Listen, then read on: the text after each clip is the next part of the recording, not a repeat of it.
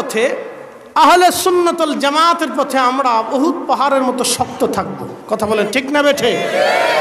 রাষ্ট্রের পথ পরিবর্তন যেটা হোক, ওটা রাষ্ট্রে নিয়ে রাষ্ট্র বুঝুক, ওটা আমাদের সাবজেক্ট না। কথা ঠিক আছে না ভাই? রাষ্ট্রের পথ পরিবর্তন হবে, রাজনীতির পথ পরিবর্তন হবে।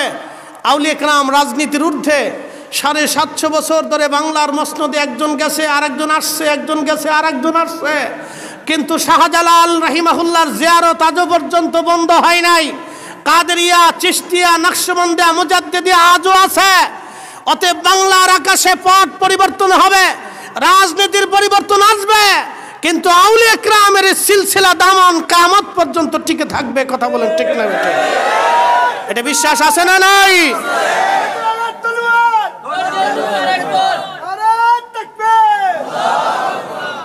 তুই শহীদ হোস না? অন্ধ না? মাশাআল্লাহ, অন্ধ হলো কেবি গেশকে রসুল আছে, যেহেতু অন্ধ আসছে তো 1 মিনিট অন্ধের কথা বলে দিয়েছে। ইমাম হুসেন রাদিয়াল্লাহু আনহুর মস্তক কেটে নিয়ে গেল কুফাতে। তো গভর্নর হাউস মসজিদে ওবায়দুল্লাহ ইবনে জিয়াদ মিম্বরে বসে ইমাম হুসেন রাদিয়াল্লাহু আনহুর মস্তক তার পায়ের সামনে নিয়ে ভাষণ দিচ্ছিল হাজার হাজার মুসলমান। এ মুসলমান, আমিরুল মুমিনিন ইয়াজিদের বিজয় আল্লাহ দিয়েছে, আর মিথ্যাবাদী হুসাইনের পরাজয় আল্লাহ দিয়েছে।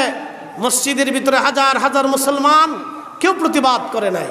মসজিদের ভিতরে একজন অন্ধ ইবনে আফিফ, ওর মতো অন্ধ, চোখে দেখতো না, এক কোনায় বসে আছে। ঠিক তখনই অন্ধ গর্জন ছেড়ে দাঁড়িয়ে বলল, এই মারজানার ছেলে, তুই কাকে মিথ্যাবাদী বলো? আমার রাসূলের আওলাদকে আর দুশমনের রাসূলকে তুমি আজকে আমিরুল মুমিনিন বলতেছ? আমি ইবনে আফিফের চোখ যদি আজকে ভালো থাকতো, আল্লাহ যদি আমাকে অন্ধ না বানাইতো, তাহলে হে মারজানার সন্তান, তোকে মসজিদের ভিতরে আজকে হত্যা করতাম। শুধু রসুলের পক্ষে এই কথা বলার জন্যে সেই দিন অন্ধকে মসজিদ থেকে বের করে জবাই করা হয়েছিল। ইবনে আফিফ নিজের জীবন দিয়েছিলেন, কিন্তু ঈমান দেন নাই, ইশকে রসুল দেন নাই, তাজিমে রসুল দেন নাই। ঠিক আমরাও আমাদের জীবনের শেষ নিঃশ্বাস পর্যন্ত ইশকে রসুল, তাজিমে রসুলের পক্ষে থাকবো। হাত উঁচা করে বলেন ঠিক না বেঠে?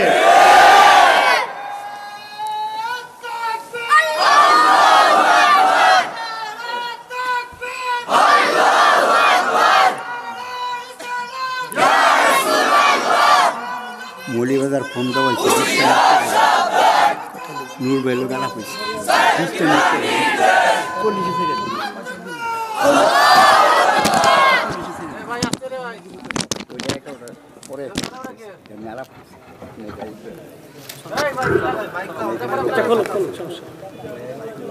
আমরা সকলে বলি মারহাবা, মারহাবা। আল্লাহ কবুল করুক, বলেন আমিন, আমিন। সচ্চে মুসলমান ওরা, নামে মুসলমান, ঠিক কি না? সচ্চে মুসলমান ওরা, নামে মুসলমান। ইমানদারের ইমান নিয়ে করছে যারা খেলা, ওরাই তো আসলে এজিদেরই চেলা। দাড়ি টুপি পাগড়ি আছে দেখতে মৌলানা, ভিতরে নাই নবী প্রেম ইয়াজিদে ভরা। শোনেন, ইবনে আফিফের জীবন চলে গেল।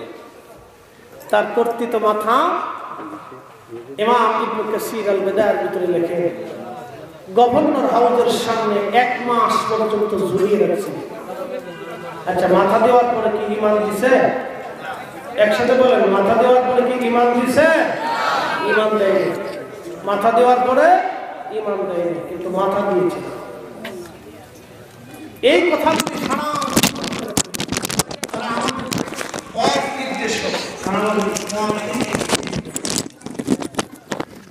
আপনাদেরকে একটা কথা বলি, জবাব।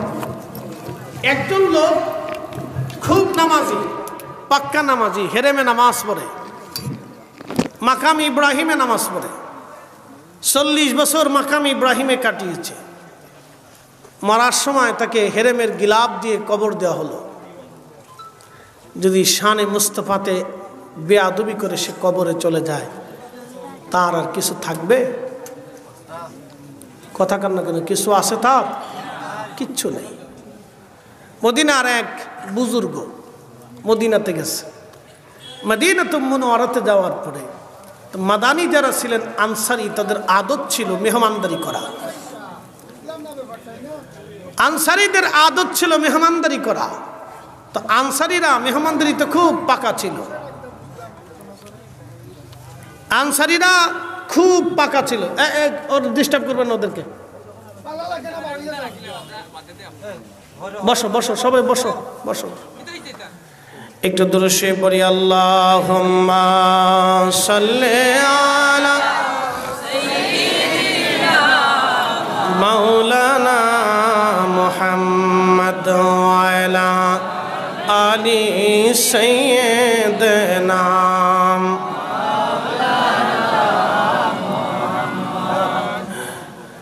নবীর ইশকে যার দিল ভাই এ ভুবনে কাঁদে না, রোজ হাসরে ভাই জানতারা নবীজির দেখা পাবে না। আল্লাহুম্মা সাল্লি আলা সাইয়্যিদিনা, আহা মাশাআল্লাহ, মুহাম্মাদ ওয়া আলা আলি সাইয়্যিদিনা।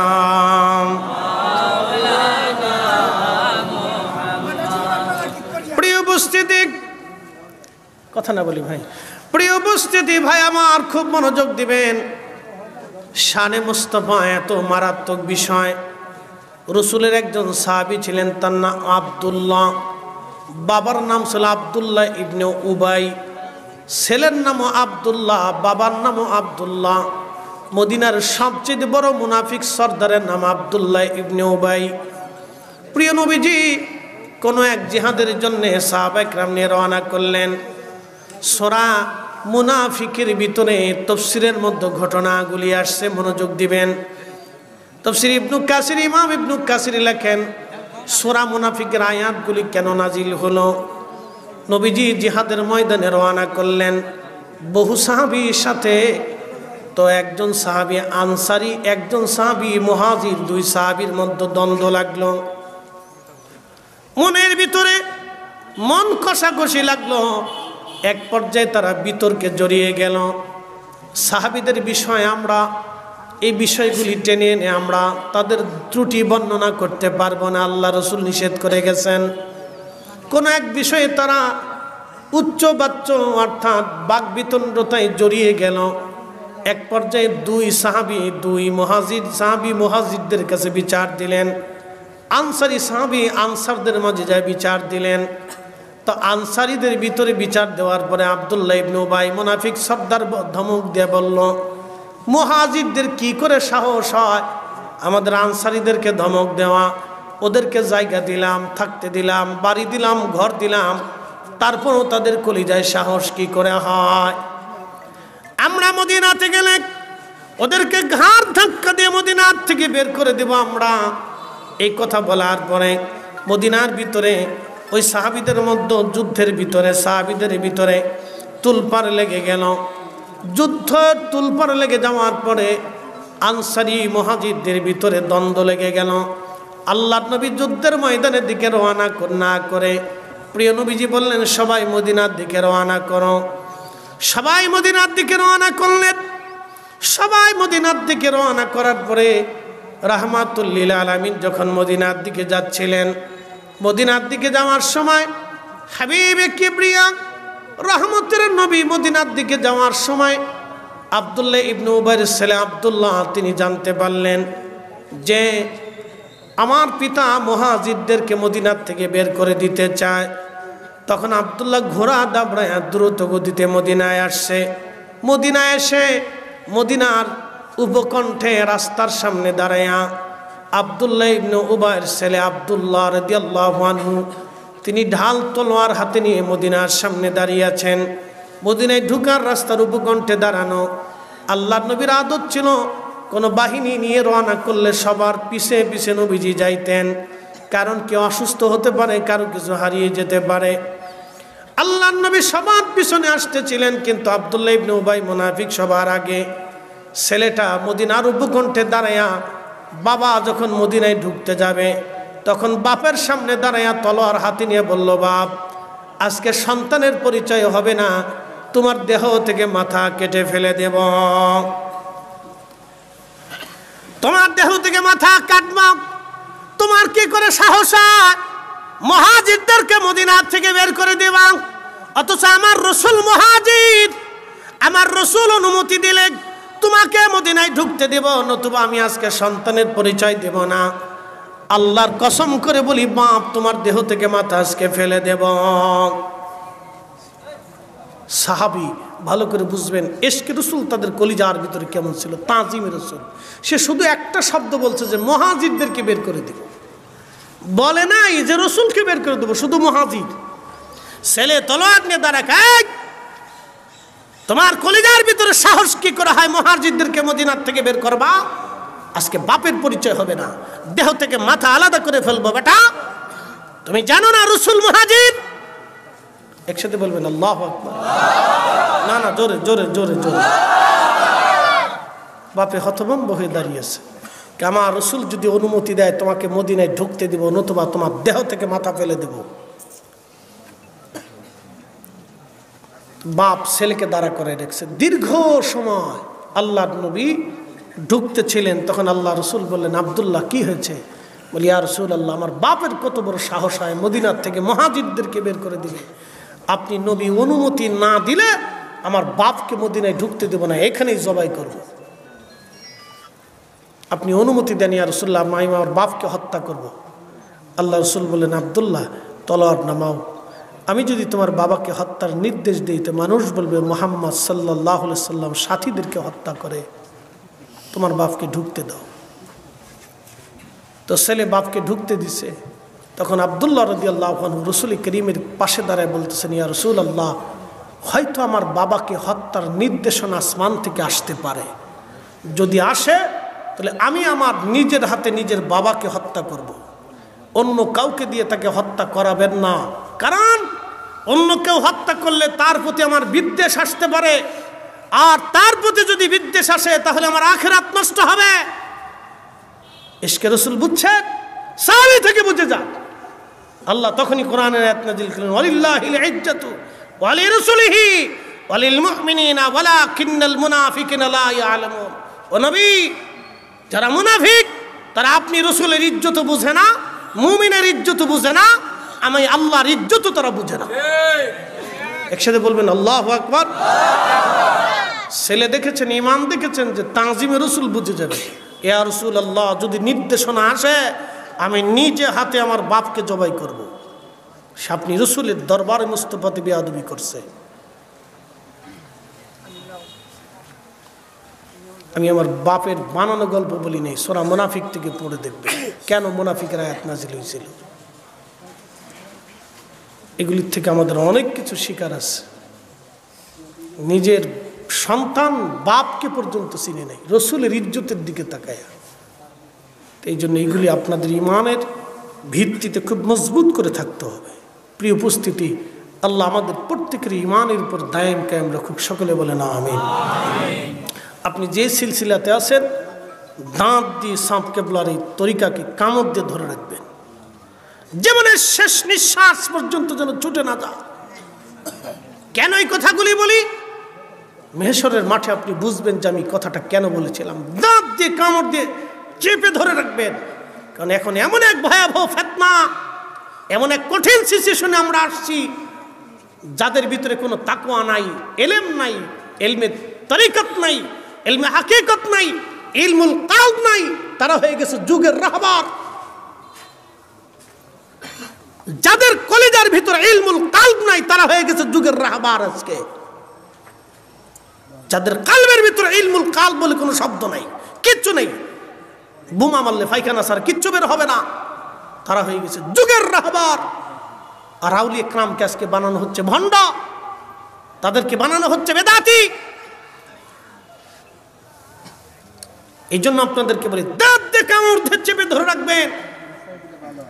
এখন পরিস্থিতি খুব ভয়ানক, সারা পৃথিবীব্যাপী এই নজদি ইজাম এমনভাবে ছড়িয়েছে, আমি নিজে চোখে দেখেছি হেরেমে বাইতুল্লাহ তাওয়াফের সময় মুসলমান জুতা পাই দিয়ে তাওয়াফ করে। আহা, আমার গা শির উঠলো।